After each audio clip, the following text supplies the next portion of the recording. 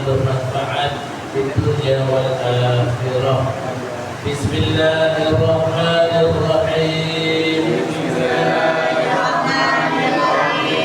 Alhamdulillahi rabbil alamin.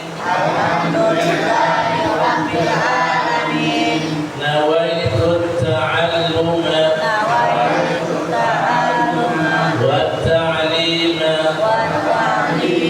والتذكر والتذكير والنفع والانتفاع والإفادة والاستفادة والحث على التمسك بكتاب الله وسنة رسوله والدعاء إلى الهدى والدلالة على الخير ابتغاء وجه الله ومرضاته وقربه وثوابه سبحانه وتعالى. الفاتحة. أعوذ بالله من الشيطان الرجيم. بسم الله الرحمن الرحيم. الحمد لله رب العالمين الرحمن الرحيم مالك يوم الدين إياك نعبد وإياك نستعين اهدنا الصراط المستقيم صراط الذين أنعمت عليهم غير المغضوب عليهم ولا الضالين.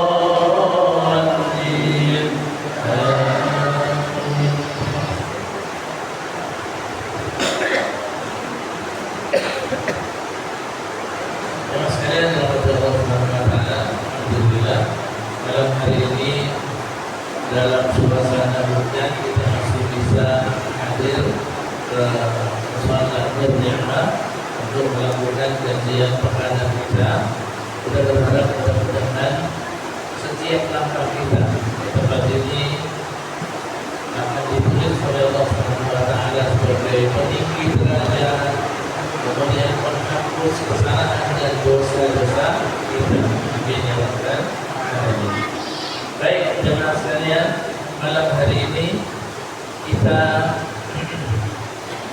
akan melakukan tadabbur untuk beberapa ayat di dalam Al-Quran Al-Karim, surat As-Saffat, surat yang ke-37, surat yang ke-37, halamannya, ayatnya dari ayat yang ke-99. Saya baca 99, jadi halamannya halaman 449. Halaman 449. Namanya surat As-Saffat, ayat yang ke-99. Bunyi ayatnya, wa qala inni dhahibun ila rabbi sayahdi.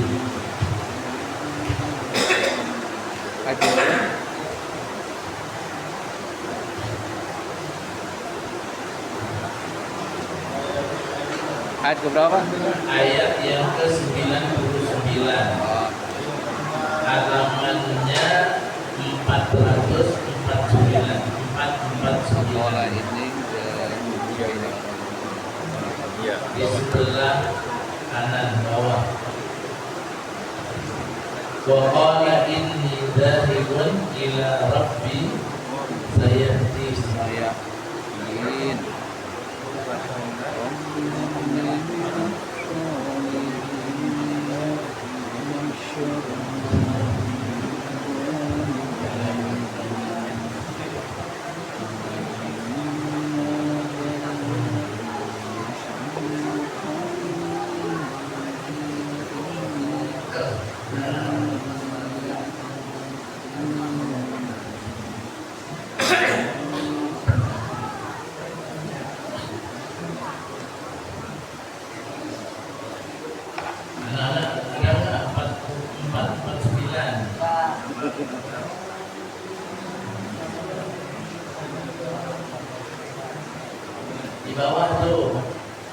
halamannya ada di bawah.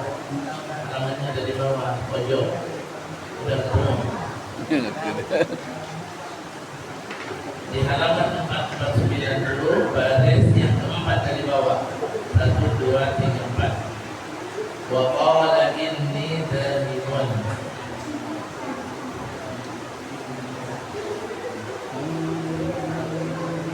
Ya, silakan ikuti setelah saya.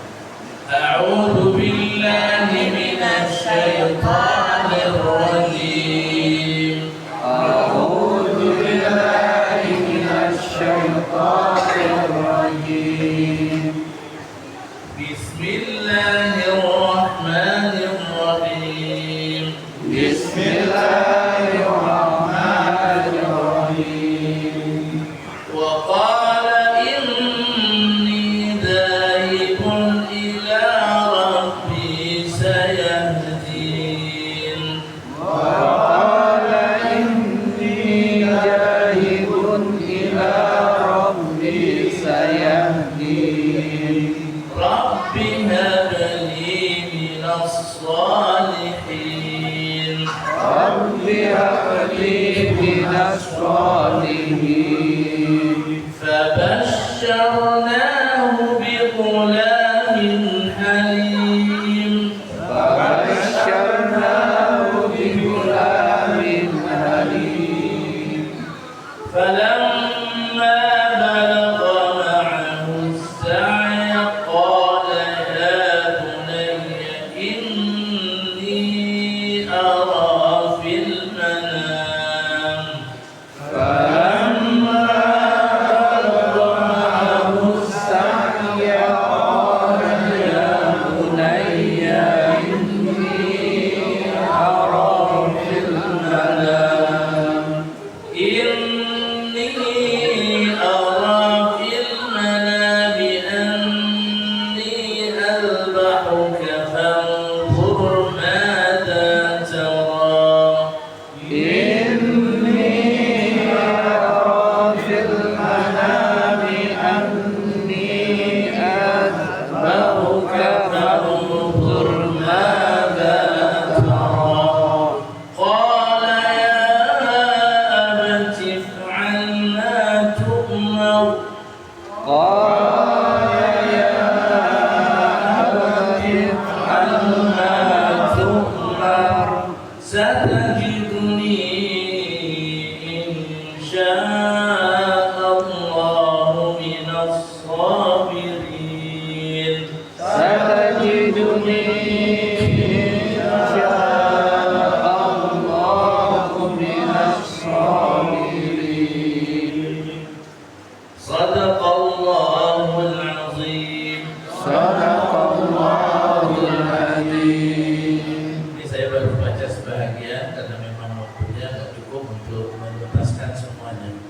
Baik, jemaah sekalian dalam Allah Subhanahu wa taala, kenapa ayat di dalam surat As-Saffat ayat yang ke-99 sampai nanti terakhir yang kita baca itu menjadi bahan untuk kita tadabbur pada malam hari ini. Ayat-ayat ini menceritakan tentang asal muasal ibadah kurban. Tentu yang hadir di benak kita adalah kisah Nabi Ibrahim alaihissalam dan putranya Ismail. Ayat yang ke-99 disebutkan di situ.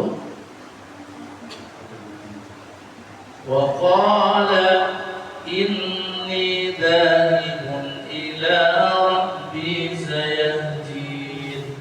Wa qala, wa artinya dan, qala dia berkata, dianya Nabi Ibrahim. Jadi dia Nabi Ibrahim berkata, inni sesungguhnya aku dhahibun akan pergi ila rabbi kepada Tuhanku. Sayahdini itu tiga kata, sa, yahdi dan ni. Sa artinya akan, yahdi artinya memberikan petunjuk, ni kepadaku. Jadi Nabi Ibrahim mengatakan, Inni dzahibun ila rabbi sayahdin. Sesungguhnya aku akan pergi kepada Tuhanku. Aku akan pergi melaksanakan perintah Tuhanku.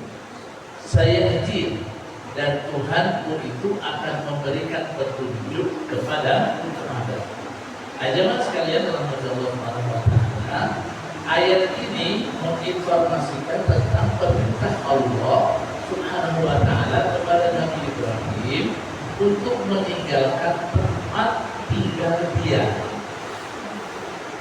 setelah peristiwa pembakaran terhadap dirinya oleh Raja Namrud. Ya, itu kejadiannya, jemaah sekalian, kejadiannya di Irak. Di mana? Di Irak, di daerah Babilonia. Dulu dia berdakwah di situ. Kemudian jemaah sekalian dalam Allah Subhanahu wa taala terjadilah peristiwa pembakaran. Kita sudah tahu semuanya kan? Ya. Tapi Nabi Ibrahim tidak berhasil untuk dibakar. Ya. Nabi Ibrahim diselamatkan oleh Allah Subhanahu wa taala karena ketika akan masuk ke titik api, Allah Subhanahu wa taala mengatakan kepada api, ya naru kuni bardan wa salaman ala Ibrahim. Jadi wahai api, jadilah kamu ini dingin dan memberikan keselamatan, salaman ala Ibrahim kepada Nabi Ibrahim. Jemaah sekalian dalam Allah Subhanahu wa taala, api itu panas, yang memberikan sifat panas itu adalah Allah. Allah yang memberikan sifat panas pada api, maka Allah juga yang bisa mencabut sifat panas itu dari api.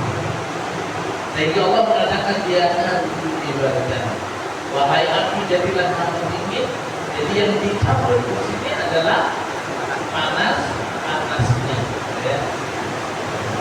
Kemudian Allah Subhanahu wa taala jadi menjadikan api itu dingin. Tapi tidak hanya dingin, tapi wassalamat ala Ibrahim, memberikan keselamatan. Jadi seger. Kalau hanya sekedar dingin saja, mungkin ada orang yang tersiksa, bahkan mungkin bisa mati kedinginan. Makanya digabung dengan wassalamat dan memberikan keselamatan. Tapi oleh Allah Subhanahu wa taala dibatasi. Kejadian ini hanya ala Ibrahim, kepada Nabi Ibrahim. Jadi bapak-bapak kalau zaman sekarang jangan coba-coba, ya masih panas. Jadi dicabutnya panas itu hanya buat Nabi Ibrahim tadi. Ya.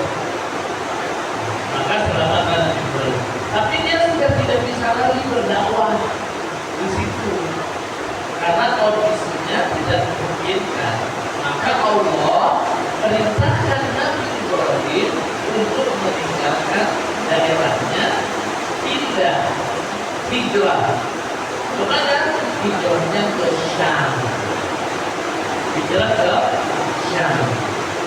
Jadi dulu ada istilah daerah Syam. Daerah Syam kalau zaman sekarang itu terbagi menjadi 4 negara. Jadi ada Palestina, ada Yordania, ada Libanon, ada Suriah. Nah, dulu daerah ini disebut dengan daerah Syam. Dan daerah Syam itu adalah daerah yang Allah Subhanahu wa taala berikan keberkahan. Seperti yang disebut oleh Allah di dalam surat Al-Isra, alladzi barakna haulahu. Kenapa? Karena di situ adalah tanah yang diinjak oleh para nabi. Dulu nabi-nabi itu di situ. Dari mulai Nabi Ibrahim sampai akhirnya ke Nabi Isa alaihissalam, ya. Walaupun Nabi Ibrahim asalnya dari Irak, namun disuruh pindah. Nah, maka dia mengatakan kepada kaumnya, inni dhahibu ila rabbi, sesungguhnya aku sekarang akan pergi meninggalkan kalian mengikuti perintah Tuhanku untuk hijrah, berdakwah di tempat lain. Saat itu jemaah sekalian, Nabi Ibrahim tidak punya kenalan siapapun, dia nggak kenal, ya, nggak bisa menghubungi siapapun, pokoknya disuruh untuk hijrah ya hijrah saja. Ya. Tapi dia itu punya sifat husnul kepada Allah Subhanahu wa Ta'ala. Ya. Apa husnul dzannya?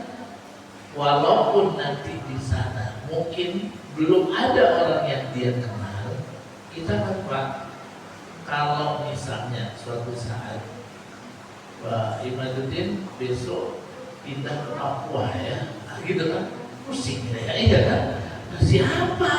Ada apa di situ? Gitu kan? Ada siapa gitu.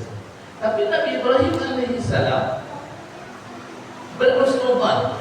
Kalau ada kesulitan dalam melaksanakan perintah ini, Allah pasti akan memberikan kemudahan jalan keluar. Dan ini pelajaran pertama. Makanya Nabi Ibrahim mengatakan, saya dini. Allah itu nanti akan memberikan petunjuk kepadaku apa yang harus aku lakukan dan segala sesuatu yang mungkin nanti akan menjamin keselamatan dia, mampunya dia untuk melaksanakan tugas-tugas saya. Pelajaran ini penting, husnudzan kepada Allah Subhanahu wa Ta'ala seperti yang ditampakkan oleh Nabi Ibrahim. Apa pelajarannya? Gini jemaah sekalian, ada perintah-perintah yang kadang-kadang Allah Subhanahu wa Ta'ala bebankan kepada kita. Kemudian kebayanglah di benak kita, kalau pekerjaan itu dilakukan, kita akan menghadapi kesulitan. Maka jangan suudzon kepada Allah, husnudzonlah. Kalau Allah yang memerintahkan, kemudian kebayang akan ada kesulitan, Allah tidak akan membiarkan kita dengan kesulitan itu, tapi Allah akan memberikan jalan keluar. Saya dia akan memberikan petunjuk kepadaku. Ini persis seperti yang terjadi kepada Nabi Musa. Nabi Musa diberitakan keluar dari Mesir, malam-malam membawa Bani Israel, jumlahnya banyak sekali, suruh pergi ke pinggir pantai jemaah sekalian di Laut Merah. Cuma suruh pergi aja ke situ. Gak ada perahu, gak ada apa jemaah sekalian. Udah akhirnya malam-malam pindah ke situ bersama dengan Bani Israel, ketahuan oleh Fir'aun dan bala tentaranya dikejar. Pagi-pagi Fir'aun ya, ketika matahari terbit sudah nyampe ke lokasinya Nabi Musa dan kaumnya, dan dua rombongan ini saling melihat. Grupnya Fir'aun melihat Nabi Musa dan kaumnya, yang Nabi Musa dan kaumnya juga bisa melihat Fir'aun, artinya udah dekat. Tiba-tiba jemaah sekalian, kaumnya Nabi Musa mengatakan, inna lamudrakun, kita ini habis nih, dipepes kita ke Fir'aun nih, kira habis kita ketangkep gitu. Ternyata ya jemaah sekalian, karena kan di depan lautnya terus gak ada perahu, gak ada jembatan, gak ada. Tapi Nabi Musa alaihissalam itu punya husnudzan seperti yang dimiliki oleh Nabi Ibrahim. Dia mengatakan, kalla, tidak, inna ma'iya rabbi sayahdin. Kalimatnya sama kalimatnya. Kata-kata Nabi Musa kepada kaum, tidak, gak mungkin kita ketangkep. Inna ma'iya rabbi, sebab bersamaku ada Tuhanku, ada Allah bersama dengan kita. Sayahdin, dia akan memberikan petunjuk kepada kita apa yang harus kita lakukan agar kita bisa selamat. Dan terjadilah itu pembelahan laut. Maka ini pelajaran pertama ya. Nabi Ibrahim mengajarkan kepada kita husnudzan ya, kalau kita melakukan sesuatu. Karena gini Pak, ada orang-orang yang kadang-kadang dalam kehidupan ini yang sering suudzon kepada Allah. Contoh misalnya, ada orang bilang, kalau kerja maka kamu harus jujur. Sebagian orang bilang, kalau jujur kapan kayanya? Ada itu jawabannya. Ya, Allah perintahkan kita jujur, terus dia bilang, kalau jujur kapan kayanya kita? Jadi dia pikir kejujuran itu akan menggiring dia kepada kemiskinan. Ini namanya suudzon. Ya. Nabi Ibrahim mengajarkan kepada kita husnul. Inna ma'iya rabbi sayahdi. Ya.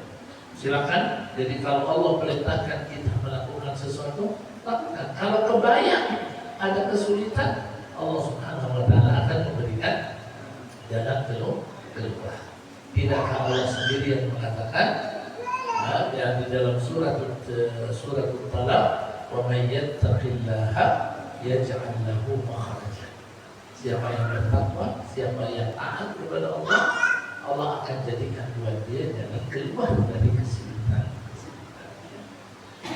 Oke, akhirnya Nabi Ibrahim pun pindah. Ya. Ini kayaknya ceritanya ini jadi 2 episode. Ya. Akhirnya Nabi Ibrahim pun pindah. Pindah kemana? Ke Syam. Ketika di Palestina maksudnya dia berdakwah di situ. Dia bersama lama dia di situ sampai tua lah. Karena waktu pindah itu masih muda. Ya, ketika dia menghancurkan berhala, patung-patung, kemudian akhirnya mau dibakar terus keluar, itu masih muda. Karena saat itu kan orang-orang nggak tahu siapa yang menghancurkan. Lalu ada yang nanya, siapa yang menghancurkan Tuhan-Tuhan kita? Rupanya ada yang melihat. Yang melihat itu bilang, Fatan yad'uruhum yuqalu lahu Ibrahim. Kayaknya tuh ada anak muda yang nyelinap masuk ke sini, kemudian menghancurkan. Jadi dia waktu itu muda. Setelah dia pindah, lama dia berdakwah di mana? Di Syam. Bahkan dia sampai keluar dari Syam, dia berdakwah bersama dengan istrinya yang namanya Sarah. Ya. Sampai dia berdakwah sampai ke Mesir di zaman-zamannya. Karena Mesir itu sudah masuk Afrika. Di Mesir ada sebuah kejadian. Raja Mesir itu rupanya demen sama cewek cantik. Siti Sarah ketika Nabi Ibrahim berdakwah ngikut kan ke Mesir. Siti Sarah itu lagi cantik zaman sekalian. Ya, mudanya dia dicampur. Dan Raja Mesir nggak bisa melihat wanita cantik, itu pasti digodain. Dan subhanallah, ketika Siti Sarah mau digodain, Allah Subhanahu wa taala memberikan perlindungan. Si raja ini nggak bisa bergerak, ya, nggak bisa bergerak. Dan dia tahu ini gara-gara saya mau mengganggu Siti Sarah. Akhirnya dia pun minta maafin, saya nggak mau ganggu lagi, begitu kan? Akhirnya dimaafkan, Allah didoakan atau apa, gitu kan? Intinya dia normal lagi dan dia bisa bergerak. Sebagai bentuk terima kasihnya, dia memberikan hadiah kepada Siti Sarah, seorang budak perempuan kecil yang namanya Hajar, ya, Siti Hajar. Jadi dia itu budak miliknya Siti Sarah, diberikan kepada Nabi atau diberikan kepada Siti Sarah oleh Raja Mesir. Jadi dia berikan. Intinya jemaah sekalian, dakwah terus berjalan sampai tua. Nabi Ibrahim sudah mungkin 80 tahun lebih, ya. istrinya juga seperti itu, dan tidak punya anak. Ini yang jadi masalah. Mereka berdoa, mungkin kalau bahasa kitanya mikir, ini kalau kita ngaji, nanti siapa yang mau melanjutkan dakwah ini? Ya, kita nggak punya anak, nggak punya keturunan. Maka mereka berusaha gimana caranya, ya, supaya bisa ada yang meneruskan. Cuman Siti Saroh itu sudah yakin kalau dirinya sudah tua juga, dirinya itu mantul dan gak mungkin punya anak. Ya. Dia yakin bahwa dirinya mantul, gak punya anak. Nabi Ibrahim itu sudah tua. Nah, gimana caranya? Ya, maka berdoalah Nabi Ibrahim kepada Allah. Lanjutan ayatnya tuh. Rabbi habli minas salihin. Rabbi habli minas salihin. Rabbi artinya wahai Tuhanku. Jadi ternyata dia berdoa kepada Allah Subhanahu wa taala. Nah, ini pelajaran juga teman sekalian. Ya, pelajaran dari seorang nabi bahwa kalau ada orang punya masalah, kesulitan dalam kehidupan itu, jangan salah kemana dia harus pergi, kepada siapa dia harus mengeluh, kepada siapa dia mengadu. Mengadulah hanya kepada Allah Subhanahu wa taala, ya. Dan kita tahu nomor satu, doa. Doa itu adalah mukhul ibadah. Doa itu adalah intinya ibadah. Tidak boleh orang berdoa kepada selain Allah. Kemudian dia mengatakan Rabbi wahai Tuhanku, habli minas salihin. Hab itu artinya dari kata hibah. Jadi hibahkanlah olehmu li kepadaku. Jadi minta diberikan. Ya Allah berikan kepadaku minas salihin, keturunan yang termasuk dari orang-orang saleh. Rabbi habli minas salihin. Jadi pelajaran pertamanya tadi, orang kalau ada kesulitan dalam hidup, kembalikan kepada Allah. Karena Allah Rabbus samawati wal ardh. Allah yang memiliki kekuasaan di langit dan bumi. Tidak ada sesuatu pun yang terjadi kecuali itu dengan izin Allah Subhanahu wa taala.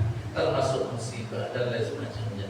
Allah yang bisa menurunkan musibah, Allah Subhanahu wa taala yang bisa mengangkat dan mengeluarkan seseorang dari kesulitan, Termasuk juga dalam urusan minta anak.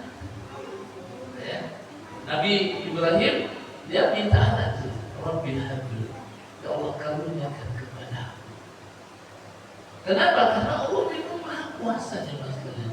Walaupun Nabi Ibrahimnya sudah tua, kemudian Siti Sarahnya mandul, ya, dia tidak putus asa untuk berdoa. Sebab dia yakin Allah itu maha kuasa. Ya. Jangankan hanya sekedar mandul, kan itu masih lengkap, ada suami, ada istri. Ada seorang wanita, dia tidak punya suami, bisa punya anak kok kalau Allah mau. Siapa itu? Iya kan? Masa ini lengkap masih ada suami, ada istri, masa Allah nggak bisa? Nah, maka dia pun berdoa, Rabbi habli. Kemudian yang diminta oleh Nabi Ibrahim itu anak, bukan sebarang anak, tapi anak yang soleh. Jadi jangan sampai kita ini karena saking putus asanya, ya berdoa kepada Allah.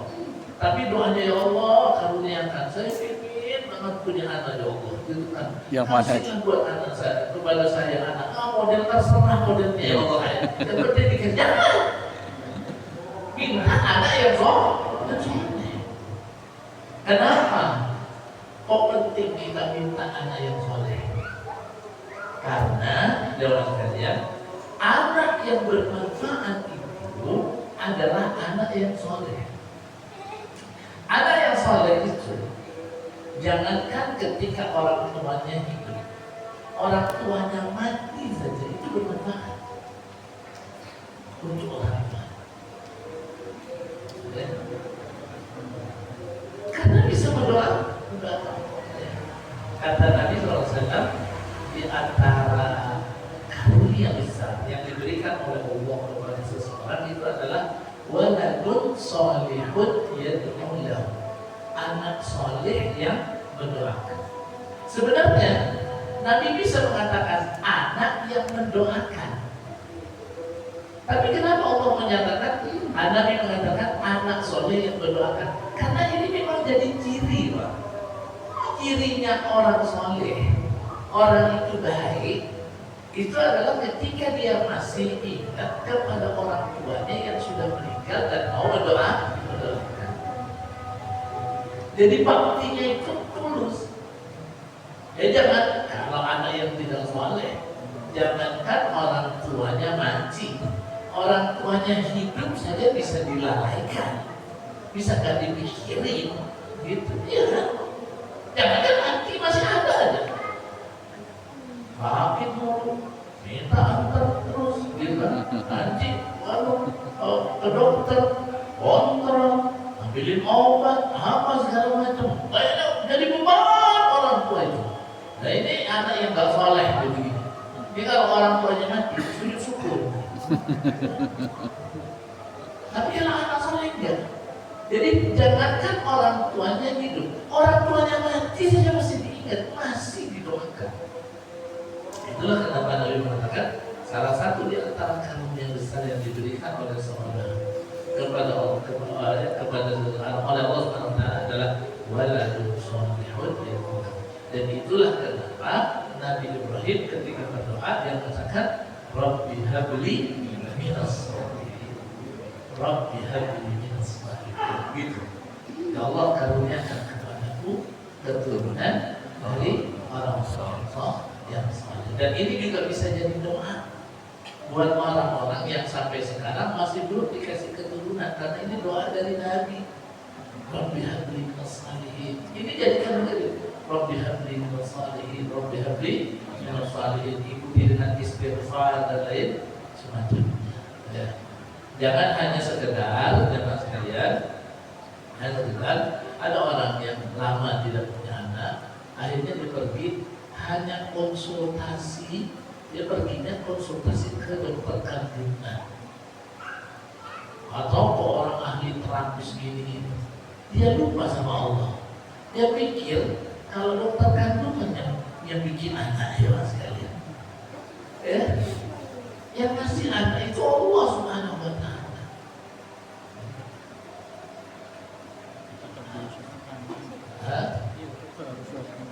Tetap dilaksanakan. Jadi jangan sampai hanya satu sisi saja, dua sisi ini. Doa, ya, tapi diikuti dengan usaha. Nah, sekarang saya ingin tanya, apa kira-kira usahanya Nabi Ibrahim untuk memiliki keturunan agar dakwah yang dilaksanakan selama ini itu masih terus bisa berjalan? Jawabannya di pertemuan yang akan datang. Apa usahanya Nabi Ibrahim? Karena istrinya sudah divonis sebagai mantu. Nabi Ibrahimnya mereka dua-dua sama-sama perempuan. Oke, insya Allah kita akan ketemu lagi di pertemuan yang akan datang untuk mengetahui apa usaha Nabi Ibrahim. Baik, kita cukupkan sampai sini. Ya, kita sudah ambil dua ayat dari kisah Nabi Ibrahim ini. Semoga Allah memberkahi kita semua. Kita baca Alhamdulillahirabbil alamin. Kita baca Sayyidul Istighfar dan Kafaratul Majlis. Bismillahirrahmanirrahim. Allahumma anta rabbi la ilaha illa anta khalaqtani wa ana 'abduka wa ana 'ala 'abdika wa wa'dika ma istata'tu a'udzu bika min syarri ma sana'tu أبوء لك بنعمتك علي وأبوء بذنبي فاغفر لي فإنه لا يغفر الذنوب إلا